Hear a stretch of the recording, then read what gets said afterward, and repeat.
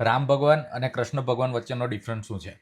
આ છે ને તમને આજના ટાઈમની અંદર દરેક સોશિયલ મીડિયાની અંદર કંઈ ને કંઈ તમને મળી જાય છે અને એવા લોકો પણ છે કે જે ડિફરન્શિએટ કરવા માટે તૈયાર પણ બેઠેલા છે કે આ પૂર્ણ પુરુષોત્તમ છે, આ મર્યાદા પુરુષોત્તમ છે. પૂર્ણ પુરુષોત્તમમાં આટલી તાકાત છે, મર્યાદા પુરુષોત્તમમાં આવું છે. નથિંગ. હું તમને એક વસ્તુ તમને કહું છું, આ બંને વચ્ચેનો કોઈ ડિફરન્સ નથી. પરમાત્માએ જે અવતાર લીધા છે ને એ ટાઈમના પ્રમાણે સર્વશ્રેષ્ઠ અવતાર છે. કોઈની સાથે કમ્પેરિઝન ના હોઈ શકે. એનું કારણ છે, કારણ કે તમે ત્રેતા યુગમાં જુઓ, રાક્ષસો કંઈક અલગ હતા, એ લોકો પણ નીતિ નિયમથી જીવતા હતા. સેમ વસ્તુ દ્વાપર યુગની અંદર અલગ રીતે જીવતા હતા, એટલે કૃષ્ણ ભગવાને એમની નીતિ ચેન્જ કરી અને એ રીતે એ લોકો સાથે લડવું પડ્યું. તો આની અંદર કમ્પેરિઝન કરવાની કોઈ વસ્તુ નથી.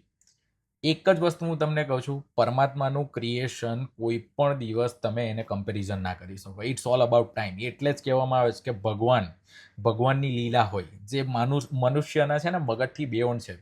એટલા જ માટે આપણે આવી નાની નાની વસ્તુની અંદર ફાયદા કરીએ છીએ કે ભાઈ તારો ભગવાન ઊંચો, મારો ભગવાન આનાથી આમ છે, પેલું ફલાણું ઢીકણું. નથિંગ. એક વસ્તુ બિલીવ કરો, સનાતન સભ્યતાની અંદર જેટલા અવતાર આવેલા છે ને દરેક પોતપોતાના ટાઈમના પ્રમાણે સર્વશ્રેષ્ઠ કાર્ય કરેલા છે. ઓમ નમો નારાયણ.